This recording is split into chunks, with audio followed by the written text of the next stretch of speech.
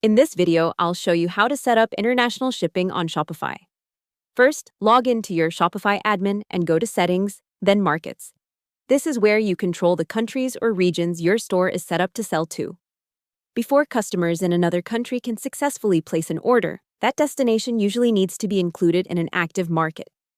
After reviewing your markets, go to Settings, then Shipping and Delivery.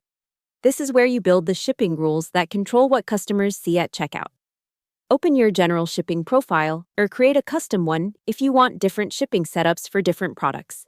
Next, add the countries or regions you want to ship to. These become your international shipping zones. You might create one zone for North America, another for Europe, and another for selected countries in Asia or the Middle East. Grouping countries this way helps you control shipping rates more clearly. Once your zones are added, create the shipping rates for each one.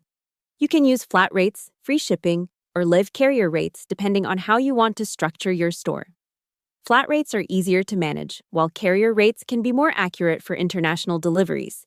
You also need to think about customs, taxes, and duties. International orders can come with extra charges depending on the destination.